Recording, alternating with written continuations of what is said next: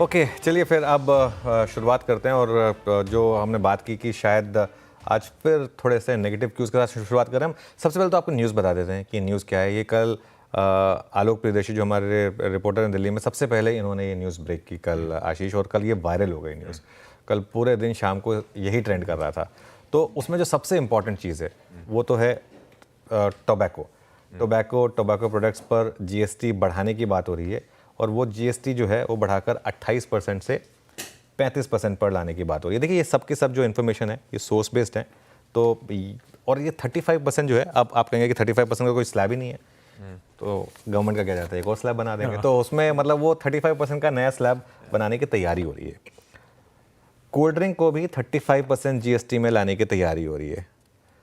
वैसे तो खैर बहुत लोग कहेंगे कि ये इन सब प्रोडक्ट्स पर 3500 ही होना चाहिए जीएसटी, कई लोग कहेंगे 200 होना चाहिए। मेरा तो एक मानना है, मैं अगर डिटेल मांगूंगा तो बात करूंगा, मेरा ये मानना है कि अगर आपने कुछ चीज़ लीगल की हुई है या तो आप उसको मना कर दें भाई, अगर आपको लगता है इतना वो तो उसको बंद ही कर दें, है ना।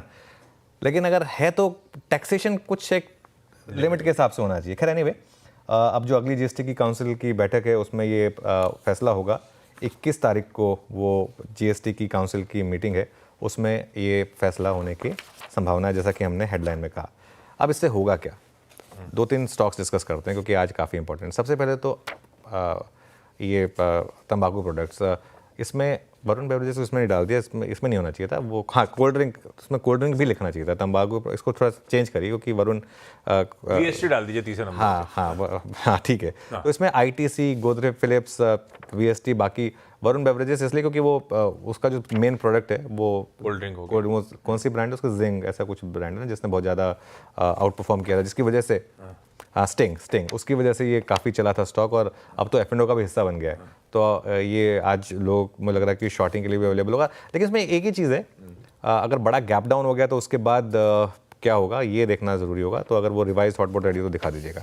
उसके बाद दूसरा जो बात हो रही है वो क्या हो रही है, वो है गारमेंट्स, उस पर किस तरीके का जीएसटी बढ़ेगा। मैं दोबारा क्लैरिफाई कर देता हूँ, वरुण बेवरेजेस तंबाकू कंपनी नहीं है। अगर वो, क्योंकि क्या होता है ना, लोग उस चीज़ को फिर घुमा देंगे, फिर फ़ायदा नहीं है उसका। तो वो एरेटेड ड्रिंक के लिए ठीक है। उसके अलावा अब गारमेंट्स पर 1500 तक बात हो रही है कि 5% जीएसटी लगेगा, 10,000 तक बात हो रही है कि 18%, और 10,000 से ज़्यादा अगर जो रेडीमेड गारमेंट है उस पर 28% जीएसटी। अच्छा, मैं एक चीज़ में बताऊं, अब मुझे पता नहीं कि ये किस ज़माने में जिया जा रहा है। आज की डेट में आप कोई भी ढंग का अगर सूट लेने जाएंगे तो 10,000 से कम में कुछ नहीं मिलेगा, है ना, ढंग का। मतलब मैं उसकी बात नहीं कर रहा हूँ, अब लेने को आप लाख रुपए के, 2 लाख रुपए के, 5 लाख रुपए के, कितने के भी ले लें, पेमेंट का कपड़ा नॉर्मल सूट वहीं सिलवा लीजिए, पता चल जाएगा। नॉर्मल उसमें एक सिर्फ शर्ट ही 3,000 की आ जाती है, वो तो एक ठीक है। लेकिन मतलब बात ये कि लग्जरी को आप कैसे डिफाइन कर रहे हैं, ये थोड़ा सा समझने की जरूरत है। मैं मानता हूँ कि लग्जरी पे होना चाहिए बहुत ज़्यादा जीएसटी, लेकिन 10,000 का गारमेंट का लग्जरी में आता है, पता नहीं मुझे। खैर, इसका इम्पैक्ट रेमंड और मान्यवर, ऑब्वियसली 2 कंपनियां, अगेन ये दोनों लिस्टेड कंपनियां हैं, तो इस पर इनका एक इम्पैक्ट होगा। इसके अलावा एक और खबर जो अब नेटवर्क की एक्सक्लूसिव है वो है इंश्योरेंस को लेकर, वो पॉजिटिव खबर है। भाई देखिए, नेगेटिव खबर डिस्कस की है तो पॉजिटिव भी डिस्कस करना ज़रूरी है। नॉन सीनियर सिटीजन के लिए जीएसटी जो है वो 18% से घटकर 5%, ये नॉन मेडिकल पर है, और वो जो 5 लाख तक का जो कवर है उस पर जीएसटी खत्म हो सकता है ये, ठीक है। सॉरी, ये मेडिकल इंश्योरेंस पर है।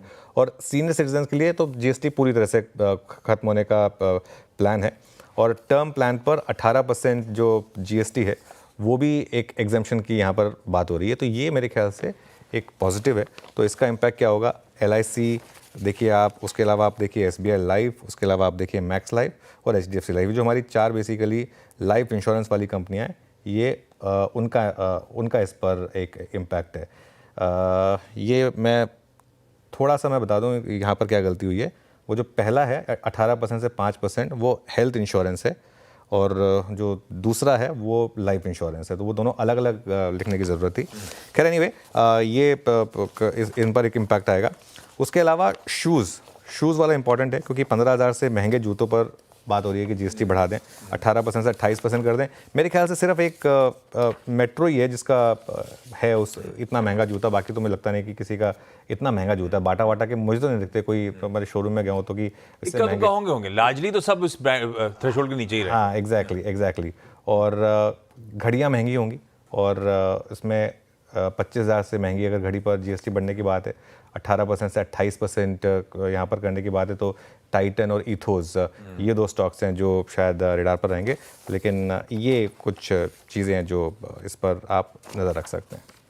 ये है वो ऑल इंपॉर्टेंट आवाज की एक्सक्लूसिव का आउटकम। ये है जीएसटी ग्रुप ऑफ मिनिस्टर्स ने सिफारिश करी है जिसको जीएसटी काउंसिल रिव्यू करेगा 21 दिसंबर को, जब उनकी अगली बैठक होनी है जैसलमेर में। जब आया था तो 5 स्लैब के साथ आया था, बोला गया था रैशनलाइज करेंगे, रिड्यूस करेंगे। अब ये 6ठे स्लैब की तैयारी हो रही है भाई साहब। इसमें स्टॉक स्पेसिफिक एक्शन अपनी जगह, पर ये जो सारा आउटकम कल जीएसटी ग्रुप ऑफ मिनिस्टर्स के अपडेट जो सामने आ रहे हैं, इस पूरी खबर को स्टॉक मार्केट कैसे लेगा? देखिए, अब स्टॉक मार्केट की जहां तक बात है, स्टॉक मार्केट में 2 इम्पैक्ट हैं इस जीएसटी वाली खबर का। स्टॉक मार्केट पर सीधा इम्पैक्ट जो है वो आईटीसी का है। क्यों? क्योंकि आईटीसी का 4% का वेट है। बाकी जितने भी स्टॉक्स हैं ना, उनका कोई बहुत ज़्यादा वेट नहीं है इंडेक्स में। टाइटन भी लार्जली एक ज्वेलरी कंपनी है, वॉचेस उसका बहुत छोटा बिजनेस है, तो उस पर कोई बहुत ज़्यादा इम्पैक्ट नहीं पड़ेगा। तो सीधा इम्पैक्ट सबसे पहला आईटीसी पर है। आईटीसी मुझे लग रहा है इस खबर के चलते गैप डाउन होगा आईटीसी में। अब उसके बाद उसमें बाइंग आ जानी चाहिए, वैसे ये भी मानता हूँ, क्योंकि कुछ फ़र्क नहीं पड़ता। आप सिगरेट का प्राइस जितना मर्जी बढ़ा दो। मैं जब कॉलेज में था तब सिगरेट 3 रुपये की हुआ करती थी, आज सिगरेट 25 रुपये की है। जो फूंकते हैं वो उतनी फूंकते हैं, और कहीं ना कहीं से पैसे मिल ही जाते हैं। और आप डब्बे पे जितना मर्जी लिख दो। पहले सिर्फ लिखते थे कि सिगरेट पीना हानिकारक है, वो डराने वाली फोटो, गंदी फोटो डालते हैं। उससे जो लोग पीते हैं वो नहीं डरते, जो नहीं पीते हमारे जैसे लोग, उनका थोड़ा मूड माहौल और ख़राब हो जाता है। तो उससे कुछ फ़र्क पड़ेगा नहीं, लेकिन इम्पैक्ट तो है आईटीसी पर सीधा डायरेक्ट, क्योंकि 4% का आईटीसी का वेट है। अगर बाई चांस आज आईटीसी 5-6% गिरा शुरू में, तो एक बार के लिए 1/4% निफ्टी पर इम्पैक्ट आएगा। शायद गिफ्ट निफ्टी वही बताने की कोशिश कर रहा है आपको इस समय।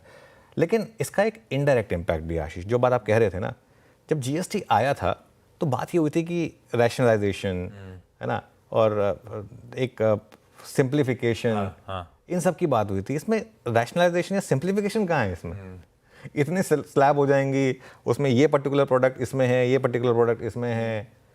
अगर आप कहीं से खाना ऑर्डर कर रहे हैं तो उसमें किस पे कितना जीएसटी लगेगा, किस पे कितना जीएसटी लगेगा, मतलब ये सब चीज़ें जो है ना, बहुत ज़्यादा हम लाइफ को कॉम्प्लिकेट कर रहे हैं इससे। तो मुझे लग रहा है कि तो ये थोड़ा सा एक इनडायरेक्ट कदम है। मेरा मानना ये है कि 35% जीएसटी एक रिग्रेसिव स्टेप होगा। इससे बेटर पता क्या चीज़ें हैं, आप 28% पे रखें बाकी चीज़ों को, बाकियों का जीएसटी कम करें।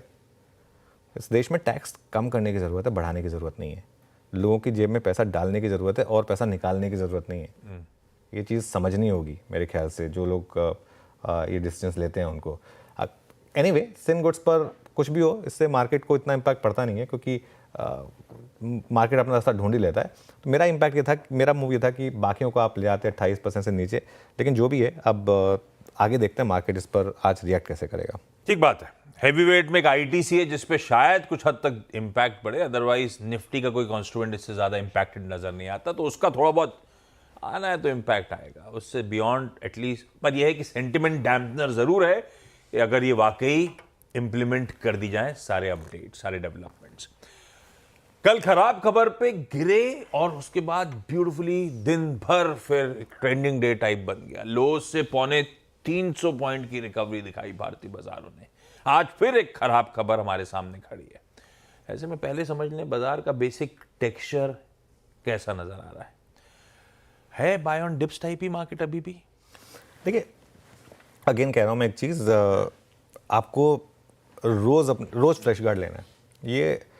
ये वो वाली मार्केट नहीं है, ये जैसे वो पर्थ वाला विकेट था ना, आप चाहे 70 पर हो, चाहे आप 80 पर हो, चाहे आप 60 पर हो, आपको हर ओवर में लिटरली फ्रेश गार्ड लेना पड़ेगा। ये वो वाला मार्केट है इस समय, आपको रोज फ्रेश गार्ड लेना है। लेकिन एक चीज़ है, कॉन्फिडेंस लौट रहा है मार्केट में वापस। बस वो थर्सडे का एक सेशन था ना, उसको अगर हटा दें आप, उसके अलावा पिछले 10-12 दिन का जो मार्केट का प्राइस बिहेवियर वो खराब नहीं है। एक काम करें, एक बार निफ्टी का ना एक 2 हफ्ते का चार्ट दिखा दीजिए। ये 7 दिन का है, एक बार 2 हफ्ते का चार्ट ये देखिए, ये 14 डे चार्ट है। इसमें आप एक चीज़ नोटिस करेंगे कि मार्केट ने कुछ हद तक चार्ट अच्छा वापस किया है। वो बस वो एक दिन वो जो इस तरीके से गिर गए थे, उसने थोड़ा मूड माहौल खराब कर दिया था। लेकिन अदरवाइज टेक्सचर वापस उधर रहा है मार्केट का, बेसिक टेक्सचर जो है ना मार्केट का वो वापस बाय ऑन डिप्स का है, जब तक निफ्टी हायर लो बना रहा है। वो जो मेरी टेबल है उसमें जब तक अब कल का लो जो था उसको अगर आप प्रोटेक्ट कर रहे हैं तो फिर आप मेरे ख्याल से फिर उसका टेक्सचर जो है अच्छा रहेगा। कल का लो था 24,009 ना, तो 24,009 के जब तक अब आप ऊपर हैं तब तक ठीक है आज के लिए। कल के लिए वो लेवल इंपॉर्टेंट नहीं रहेगा, कल के लिए जो आज का लो बन जाएगा वो इंपॉर्टेंट हो जाएगा। तो जब तक आप प्रीवियस डे का लो प्रोटेक्ट कर रहे हैं तब तक इस मार्केट में texture basically bye on dips का है। हाँ, अगर पिछले दिन का लो अगर ब्रीच हो रहा है, ये थोड़ा मुझे गलत लग रहा है ये चार्ट, ये 873 दिखा नहीं, ये गलत है, ये गलत है, ये गलत है। कल का लो 24,009 था, इसको हटा दीजिए इसको, ठीक है। हाँ, अगर पिछले दिन का लो अगर इंट्राडे में टूटे तो मार्केट का टेक्सचर बदलेगा। और ये मार्केट में अब बेसिकली एक बहुत स्ट्रिक्ट और टाइट स्टॉप के साथ लॉन्ग रखने की ज़रूरत है, बहुत टाइट और स्ट्रिक्ट स्टॉप के साथ लॉन्ग रखने की ज़रूरत है। ये मार्केट अभी भी काफ़ी नेट शॉर्ट है, इसमें FIs वगैरह सब अभी भी नेट शॉर्ट पर हैं। और एक चीज़ हो रही है, मार्केट के जो बिग पिलर्स हैं ना उन्होंने अब गिरना बंद कर दिया है। फॉर एग्जांपल आप रिलायंस देखिए, कल रिलायंस सबसे ज़्यादा परेशान कर रहा था मार्केट को, 3-4 दिन से रिलायंस ने गिरना बंद किया। और कल रिलायंस की क्लोजिंग देखिए, बहुत शानदार क्लोजिंग थी। बैंक निफ्टी देखिए आप, कल बैंक निफ्टी पूरे दिन कल अंडर परफॉर्म कर रहा था, लेकिन टुवर्ड्स द एंड जाके इसने किस तरीके का मुंह दिखाया।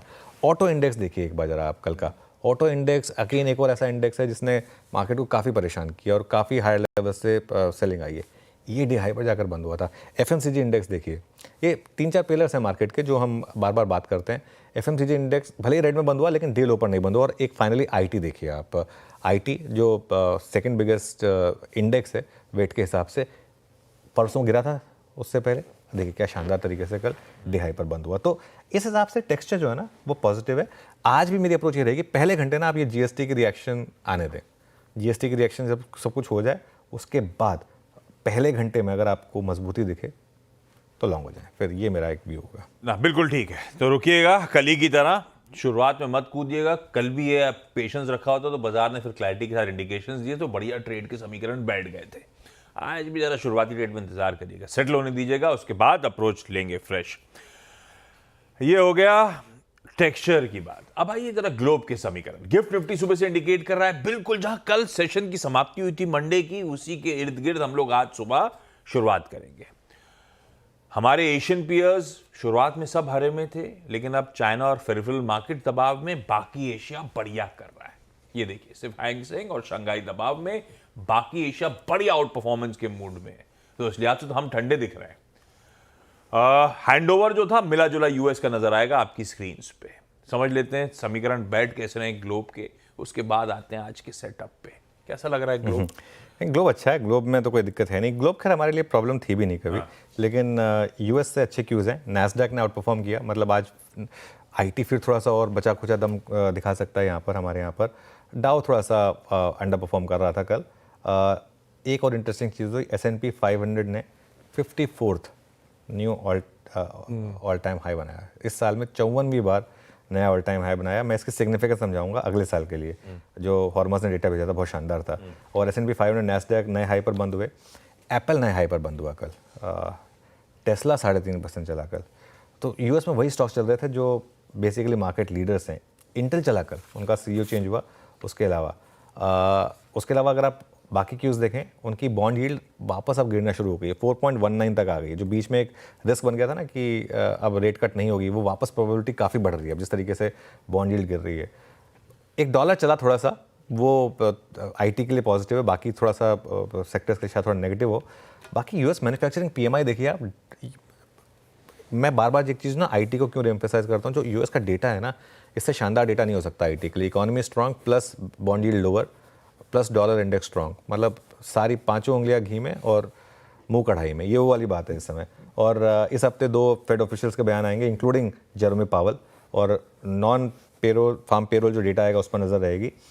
लेकिन वो जो पॉइंट मैं कह रहा था ना, 54th time all time high आपने इस साल हिट किया है, तो हॉर्मस ने एक बहुत इंटरेस्टिंग डेटा भेजा है कि इससे पहले जो 3 इंस्टेंस रहे हैं जिसमें मार्केट ने इस तरीके से ऑल टाइम हाई लगाए हैं, अगले साल मार्केट ने क्या किया है, तो अगले साल मार्केट ने बड़ी करेक्शन दिखाई है। एटलीस्ट 2021 और 2017 में तो मार्केट ने बड़ी करेक्शन दिखाई है। खैर हो सकता है इस बार ट्रेंड चेंज हो जाए, लेकिन ये एक थोड़ा सा अगर आप इसको at the back of your mind रखना चाहते हैं तो इसको रखें। हाँ, ये एक इशू हो सकता है, पर वो अगले साल की चुनौती हो सकती है। एक साल बहुत चले हैं तो अगले साल कंसोलिडेट करेंगे। खैर, ये डेटा है, देखते हैं इस बार हो सकता है तस्वीर बदल जाए। ये है ग्लोब का हैंडओवर। ग्लोब के हैंडओवर में कोई दिक्कत नहीं है। यूएस में मोमेंटम इंटैक्ट है, नैस्डैक परफॉर्मेंस को लीड कर रहा था वहां पे 1% की मजबूती के साथ। अब आइए आज का सेटअप। अगर कल सुबह की हेडलाइन डोमिनेट कर रही थी कि एफआईआईस की बिकवाली, तो आज सुबह वो एफआईआईस की बिकवाली का प्रेशर रिलीज हुआ है, उस तरह की हेडलाइन थी प्रोड्यूसर साहब की तरफ से। वैसे में सेटअप लग कैसा रहा है ट्रेड का? देखिए, सेटअप ठीक ठाक है, सेटअप में कोई दिक्कत नहीं है।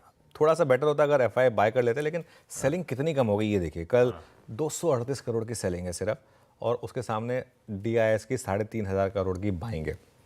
आई थिंक ये बहुत पॉजिटिव नंबर है, नेट इंस्टीट्यूशनल नंबर। और ये अब आपको बार्स में दिखाई देगा, वो 11,700 करोड़ का वो जो गंदा नंबर था, लेकिन वो एक्सपायरी से रिलेटेड था। फिर फ्राइडे का जो नंबर आया तो उसने फिर कहा कि भाई अब तो नई सीरीज़ की शुरुआत होगी, अब क्यों इतना नंबर आ रहा है। लेकिन फाइनली कल का नंबर कम था और उसके सामने डीआईएस की लगातार बाइंग है, तो उस हिसाब से सेटअप अच्छा है। एफ&ओ की पोजीशनिंग देखते हैं, पहले ओवरऑल पोजीशनिंग देखते हैं एफआईएस की, सॉरी मार्केट की। 4 लाख क्लाइंट लॉन्ग है, 2,28,000 शॉर्ट हैं, और एफआईएस 1.16 लाख लॉन्ग है और 2.41 लाख शॉर्ट हैं। और चेंजेस क्या हुए इसमें, अगेन थोड़ा सा कंफ्यूजिंग है। कल क्लाइंट्स ने लॉन्ग और शॉर्ट दोनों जोड़े और एफआईएस ने भी लॉन्ग और शॉर्ट दोनों जोड़े हैं, तो ये काफ़ी कल इंटरेस्टिंग मामला बन रहा था इंडेक्स फ्यूचर्स के हिसाब से। इंडेक्स फ्यूचर्स में नेट सेलिंग हुई है करीब करीब 580 करोड़ की कल, और स्टॉक फ्यूचर्स में बाइंग हुई है करीब करीब 1887 करोड़ की। सेकंड डे रनिंग है जब स्टॉक फ्यूचर्स में बाइंग हुई है, और वो आपको मिड कैप आउट परफॉर्मेंस में दिख भी रहा है। और काफ़ी नए स्टॉक्स ऐड हुए, उनमें सब में काफ़ी ट्रैक्शन है, तो शायद वहाँ पर काफ़ी बाइंग हुई है। विद इन इंडेक्स फ्यूचर्स कल निफ्टी में ज़्यादा बिका, 529 crore compare to bank Nifty. हालांकि निफ्टी स्ट्रॉन्ग था, और अगर वो टेबल आएगी आपकी स्क्रीन पर पिछले 4-5 दिन की, तो ये आपको डेटा दिखाई देगा। कल 4,000 लॉन्ग ऐड किया एफआईज ने, लेकिन 13,000 शॉर्ट ऐड करे, तो शॉर्ट अभी भी हैं सिस्टम में और समहाउ ऐड ही हो रहे हैं। कल इनफैक्ट कल के शॉर्टिंग के बाद आप वो लॉन्ग शॉर्ट का अगर ग्राफ देखेंगे तो वापस थोड़ा सा नीचे आया, हल्का सही, और अगर आप टेबल फॉर्मेट में देखेंगे तो और क्लियरली विजिबल होगा। अब 1,24,000 शॉर्ट हो गए हैं हम वापस, जो 1,15,000 तक आ गए थे। हमारी जो हाईएस्ट शॉर्ट थी वो करीब करीब 2,20,000 के करीब थी, लेकिन फिर भी 1,24,000 भी डिसेंट शॉर्टिंग है मार्केट में। अच्छा, कल ऑप्शंस का डेटा बहुत इंटरेस्टिंग था आशीष। कल जो ऑप्शंस का डेटा था ना, वो एक तरीके से प्रिपेयर कर रहा है लोगों को कि कॉल्स और पुट्स दोनों बड़े अमाउंट में बाय किए गए हैं। Call long 4.5 lakh, put long 5.22 lakh. Shorting उतनी नहीं हुई है उसके सामने, तो मतलब मार्केट एक जिसमें कई बार आपको फीलिंग आती है ना कि बड़ा मूव आने वाला, लेकिन आपको डायरेक्शन का नहीं पता होता, तब आप इस तरीके के मूव्स लेते हैं। ये हुआ कल। इंडिया वेक्स भी कल थोड़ा सा ऊपर था, 2%, 14.7 पर आया, और पुट कॉल रेशो थोड़ा बढ़ गया। पहली बार पुट कॉल रेशो अब ओवरसोल्ड जोन से बाहर निकलकर न्यूट्रल या एटलीस्ट स्लाइटली ओवरबॉट टेरिटरी में आने की कोशिश कर रहा है। 1.22 पर आया। बैन में एक स्टॉक ऐड हो गया, आरबीएल बैंक। तो कुल मिलाकर ये है हमारा सेटअप पॉजिटिव है आज का। ग्लोब के संकेत पॉजिटिव, सेटअप पॉजिटिव, कर का टेक्सचर भी अच्छा था। ऐसे में आइए निफ्टी की स्ट्रैटेजी। कल जब टेक्सचर डिस्कस कर रहे थे तब ये बात हुई थी अपफ्रंट कमेंट्री में। 23,873 के एसएल के साथ लॉन्ग रही है। 24,350 की दीवार एक बार टूटी तो बड़ी रैली देखने को मिलेगी, और अपना पहला रेजिस्टेंस जोन जो था R1 जो था कल के लिए 24,200 से 24,300 का बैंड, कल के इंटरडे हाईज, और उसी बैंड में जाके सेशन की समाप्ति भी होती हुई नजर आई। तो कल वो शुरुआत में पेशेंस का इंतजार कर रहा होता, बिहेवियर वॉच आउट कर रहा होता, तेजी का मन बनाया होता तो बढ़िया रिवॉर्ड करा था बाजार ने और अपने R1 तक पहुंचा दिया था बाजार ने। लेकिन आज के लिए शुरुआत हो सकता है कुछ रिएक्शंस होंगे, लेकिन टेक्सचर के साथ साथ अब अप्रोच क्या लेवल्स वॉच आउट करूं और क्या वेट करूं स्क्रीन पे? देखिए, पहले मैं सपोर्ट की बात करता हूँ, क्योंकि आज दिख रहा है, भले ही सही हो या गलत हो, कि थोड़ा सा गिफ्ट निफ्टी नेगेटिव दिखा रहा है। पहला सपोर्ट मिलेगा आपको 24,050 से 24,100 के करीब, जो मतलब जहाँ पर कल हम पहली बार अटके थे एक बार के लिए। उसके बाद बड़ा सपोर्ट तो आपका वही 23,950 से 24,050 के करीब है। ये नहीं ब्रीच होना चाहिए। 20 डेमा भी है यहाँ पर। अगर मार्केट ने सपोर्ट्स होल्ड किए तो रेजिस्टेंस कहाँ मिलेगी? हमारी सबसे इंपॉर्टेंट रेजिस्टेंस वही दीवार हमारी 24,350 से 24,400। ये बड़ी रेजिस्टेंस है, सिंपल। इसको पहला नहीं, यही रेजिस्टेंस है। तो उसके बाद 24,400 के ऊपर कोई रेजिस्टेंस नहीं है। 24,500 तक मुझे लग रहा है कि एक बड़ी तेज़ी होगी। और उसके बाद जो अगला कंजेशन जोन है वो आएगा, इसका स्पेलिंग ठीक कर दीजिए, कंजेशन लिखना चाहिए था, 24,500 से 24,600। वहाँ पर थोड़ा सा मार्केट को कंजेशन मिलेगा। अगर आपने 24,500 24,400 निकालना शुरू किया तो अगेन बोल रहा हूँ, पहले 15 से 20 मिनट आधा घंटा करीब आप वेट करें, कोई ज़्यादा जल्दबाजी ना करें, और अगर 24,200 होल्ड करे आशीष तो लॉन्ग करें, एक 24,100 का स्टॉप लॉस लगाकर इस सिस्टम में। सिंपल है ये approach. Sell trade only and only if again 24,350 की वो दीवार, वहाँ पर अगर रिजेक्शन मिले, और रिजेक्शन मिलना जरूरी है, ये नहीं कि 24,350 आए आपने बेच दिया, 24,350 60 70 आए और वो एकदम से गिर जाए वहाँ से, तो एक शॉर्ट इनिशिएट होगा 24,400 के स्टॉप के साथ। लेकिन अगर आपने 24,400 के ऊपर ट्रेड करना शुरू कर दिया तो डबल लॉन्ग भी कर सकते हैं आप फिर 40-50 पॉइंट के स्टॉप के साथ, क्योंकि फिर बाकी का काम आपका शॉर्ट्स कर देंगे। तो ये थोड़ी सी मार्केट में आज अप्रोच रखनी होगी।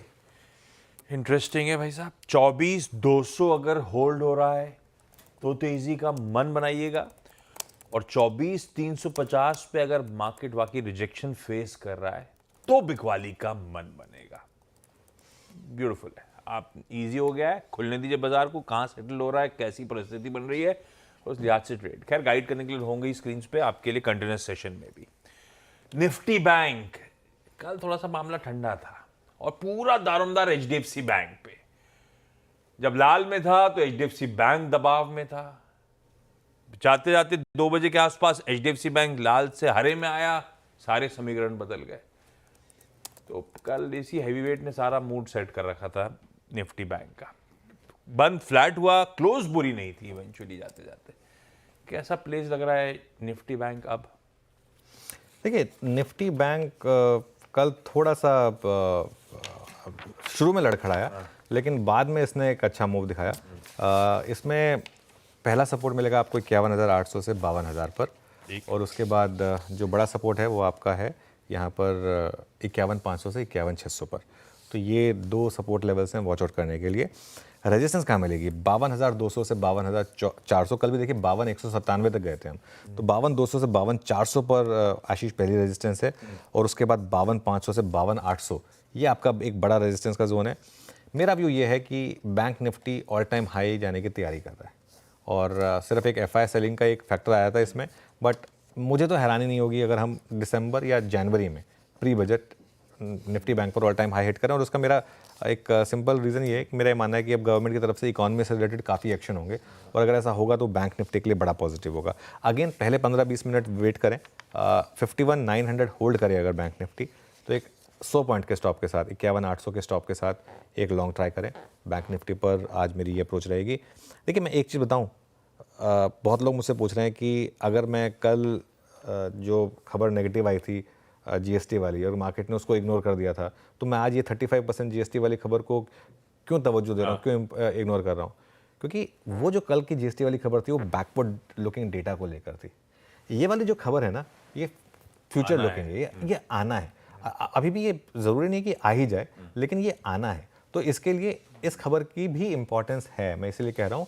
देखते हैं, हो सकता है कि मार्केट इसको भी इग्नोर कर दे, लेकिन खबर की इम्पोर्टेंस है।